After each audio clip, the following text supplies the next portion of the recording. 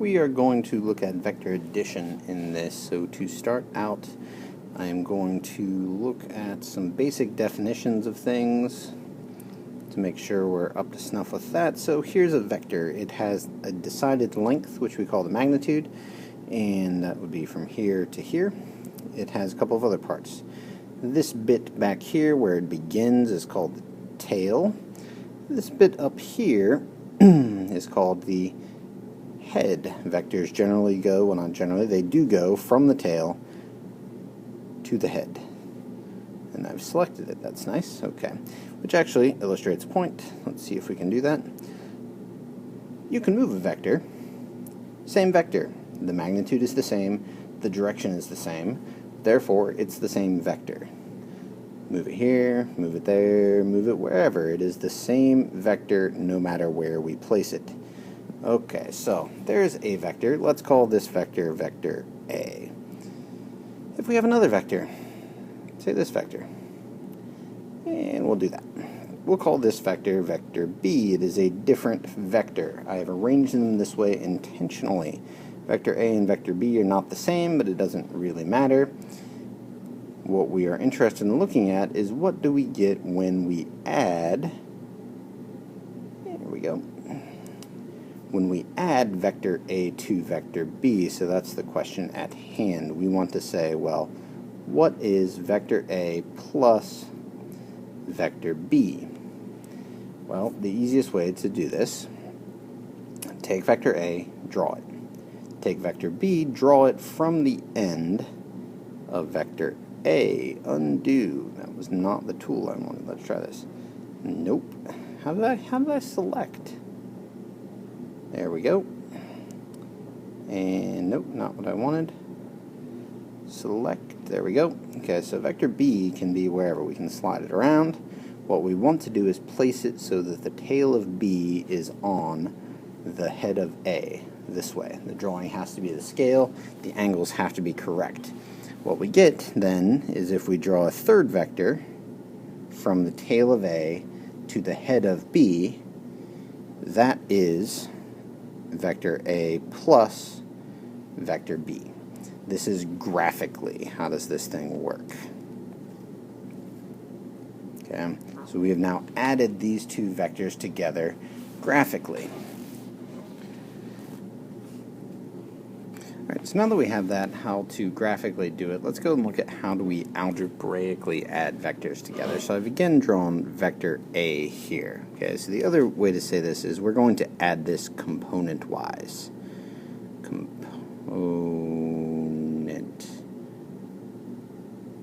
Component-wise. Okay, so we should know from our previous stuff what we mean by a component. So if this is vector A, we can break it into two other vectors. We break into components. So here would be vector A along the x-axis, and then vertically from there we would have vector A along the y-axis.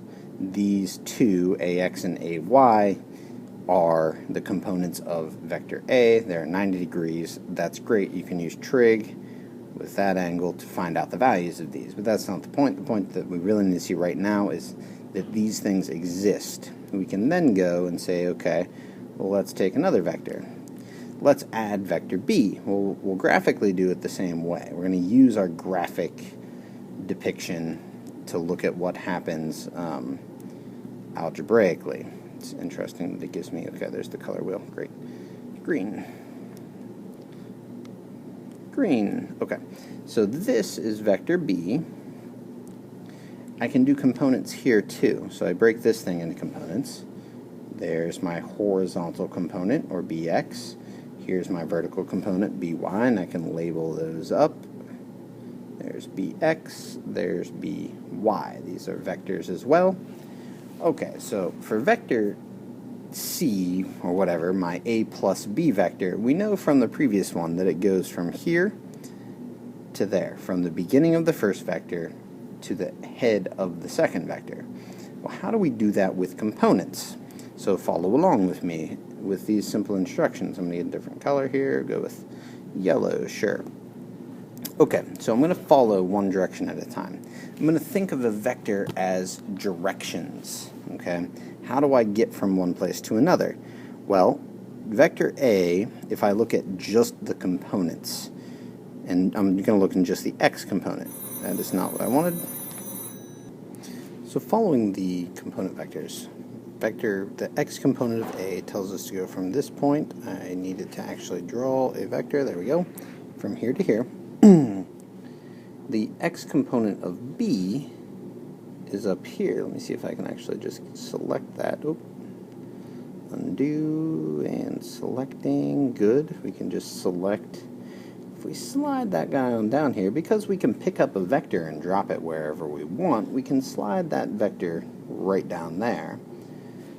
And now, oh look, isn't that nice? We see that here our horizontal components tell us to go from the beginning of A there, out to here, which at least takes care of our x portion. Let's look at what's going on with y. So our y instructions, and I'm going to highlight this, so there's our two components. The same thing can happen here, but now we're going to pick up right where we left off, and I'll actually just go ahead and move it. We'll pick up this vertical component of A, slide it out to the end of our horizontal components. Our vertical component of B now lines up perfectly, and we see that we started here at the beginning of the yellow. Back here, we followed that straight out all the way to here. Our vertical component of Y told us to go up. Our vertical component of B told us to come down, and we ended right where we knew we should, so that our resultant vector, that is the sum of our two vectors, goes from the beginning of A to the end of B, and we have done it by following our components. So I'm going to piece this together a little more neatly here and then wrap it up. Okay, so to really codify this in components, we can say vector A is really just vector AX plus vector BX. Vector incorrect. Ignore that. That is not right. Plus vector AY. Vector B is really having trouble here. It's late in the afternoon. BX plus vector BY. So if we say, what is A plus B, we really find that this is AX plus AY, there's our substitution in for A, plus BX plus BY. This is just addition. We can reorder it. So we say, okay, look, take the two x components, add them together. That gives you the x component of our resultant vector. If we say, look, call A plus V vector C. This is third vector. All it really is saying is take the x components, add them together. That gives us the x component of our resultant vector. And then we have the, if we're reorganizing again, AY plus BY, take your y components, add them together. That gives you the y component of our resultant vector, and we see what we should already know, that C is the component CX plus CY. So when you add vectors component-wise, the sum of the components, or so the sum of the horizontal components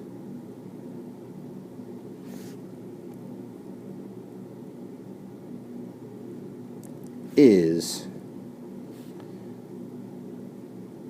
the horizontal component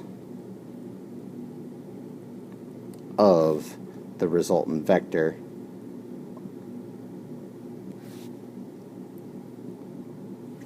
and vice versa for the vertical components. The same thing. If you take the vertical components of the vectors you're adding together, you get the vertical component of the resultant vector. Okay, so in the comments or in the homework somewhere, I'm going to direct you to a web application where you can play with vector addition. So I'll link it in the comments below and on the homework assignment. But you should go there, play with some vectors. It's fairly self-explanatory. There's some different options, but there's nothing really to do other than play with it, make yourself familiar with it, and there will probably be a homework assignment there to follow, but you guys have enough to do right now.